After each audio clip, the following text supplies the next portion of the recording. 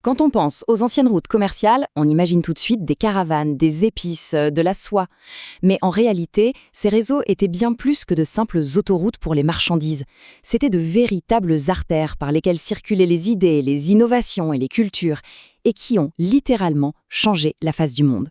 Alors, la vraie question qu'on va se poser est la suivante. Au-delà des objets, qu'est-ce qui voyageait vraiment sur ces routes? Eh bien, ce sont les concepts, les philosophies, les technologies. Ce sont eux qui ont fait les plus grands voyages et qui ont complètement redéfini les civilisations sur leur passage. Et pour bien comprendre ce voyage, eh bien, tout commence ici, dans un lieu comme celui-ci, un caravansérail. Attention, ce n'était pas juste une aire de repos, non, non. Regardez-moi cette scène, ça grouillait de vie. C'était un point de rencontre où des marchands, des soldats, des savants de mondes totalement différents se croisaient, discutaient et apprenaient les uns des autres. Allez, notre premier arrêt nous emmène dans l'ancienne région du Gandhara. C'est un exemple juste parfait de la manière dont ces rencontres ont pu créer quelque chose de complètement inédit et d'une beauté à couper le souffle. Alors, le Gandhara, pour se situer, on est à cheval sur le Pakistan et l'Afghanistan d'aujourd'hui. Géographiquement, c'était le carrefour stratégique de la route de la soie. Sa position en a fait un véritable melting pot naturel, un lieu où les cultures et les idées étaient presque obligées de se rencontrer. Imaginez un peu cette fusion. D'un côté, on a la philosophie bouddhiste qui arrive d'Inde, une pensée hyper profonde, abstraite. De l'autre, on a le savoir-faire artistique gréco-romain, très réaliste, très concret. Eh bien, c'est au Gandhara que ces deux mondes se télescopent. Et pour la toute première fois, on va utiliser une esthétique occidentale pour donner un visage, une forme humaine aux idées bouddhistes. Et attention, ce n'était pas juste une rencontre entre deux civilisations. Le Gandhara, c'était un vrai carrefour où l'on trouvait des Grecs, des Parthes, des Kouchins, des peuples du nord de l'Inde. Chacun a apporté sa petite touche, ce qui a donné naissance à une culture et à un art absolument unique. Ça n'aurait pu exister nulle part ailleurs. Bon, on avance dans notre voyage. Prochaine étape, on plonge au cœur de l'âge d'or islamique.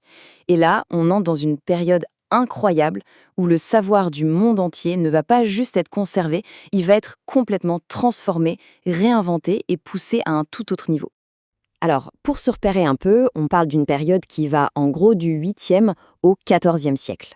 C'était une époque d'avancée scientifique et culturelle juste phénoménale. Et le vrai point de départ, le coup d'envoi, c'est ce fameux mouvement de la traduction à Bagdad au 9e siècle. C'est la pierre angulaire de tout le reste. Le processus était super intelligent. Ce n'était pas juste du stockage d'informations, loin de là. D'abord, on rassemble tous les grands textes grecs, persans, indiens, tout le savoir du monde connu. Ensuite, on traduit tout en arabe pour que ce soit accessible à tous.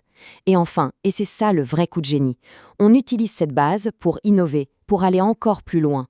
Et forcément, avec une méthode pareille, on a vu émerger des géants.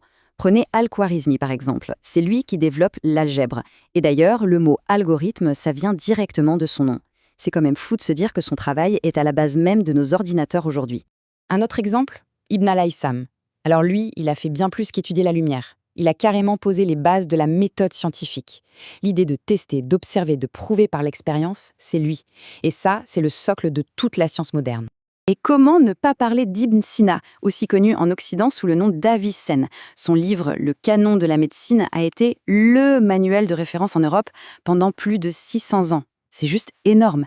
Et pour la petite anecdote, c'est lui qui a théorisé le concept de quarantaine pour lutter contre les épidémies. Plutôt visionnaire, non? Ok, tout ça c'est bien beau, mais concrètement, comment ces idées voyageaient-elles? Il fallait bien une infrastructure. Et c'est là que l'architecture de ces réseaux devient super intéressante. On va s'intéresser à l'évolution de ces fameux relais routiers. Voilà un très bon exemple du début, le Ribati Melik. Franchement, on dirait une forteresse, pas vrai? Avec ses murs immenses, ses tours de guet. Et c'est logique, au XIe siècle, les routes n'étaient pas sûres du tout. La priorité numéro 1, c'était la protection des gens et des marchandises. C'est vraiment l'exemple parfait du principe « la forme suit la fonction ». D'un côté, à l'époque seljoukide, on a des forteresses en race campagne pour la sécurité. Point. Mais on avance de quelques siècles, on arrive à l'époque ottomane. Là, le commerce est plus stable, plus urbain. Et hop, les camps changent complètement. Ils s'installent en ville, s'intègrent au marché et deviennent de vrais centres commerciaux avec des boutiques et plusieurs étages. Ce tableau, il résume tout ça parfaitement. On part de la forteresse purement défensive du XIIIe siècle. Puis, il y a un petit passage à vide, les bâtiments deviennent plus simples. Et là, à partir du XVIe, c'est le boom. On voit réapparaître des structures beaucoup plus complexes, tournées vers le commerce, pour finir avec de véritables monuments superbes qui sont là pour montrer la richesse et la prospérité. Alors au final, tout ce chemin, tout ce savoir qui a voyagé pendant des siècles, où est-ce que ça nous mène? En fait, la destination finale de ce réseau, ce n'était pas une ville ou un pays, c'était une nouvelle ère pour l'humanité tout entière. Et voilà, s'il y a une seule chose à retenir, c'est celle-là. Tout ce savoir qui a été méticuleusement accumulé, traduit et amélioré pendant l'âge d'or islamique, il n'est pas resté bloqué. Il a voyagé, il est arrivé jusqu'en Europe et il a servi de carburant, de véritable fondation à la Renaissance puis à la Révolution scientifique. Et cet héritage, il est immense. Il est partout autour de nous encore aujourd'hui. La méthode scientifique, l'algèbre qu'on utilise tous les jours, les chiffres qu'on appelle arabes, les bases de la médecine, l'astronomie. C'est la preuve, s'il en fallait une, que le progrès humain est une grande histoire de connexion et de partage. Cette citation, elle dit tout, en fait. Être un carrefour géographique, ce n'est pas seulement bon pour le business.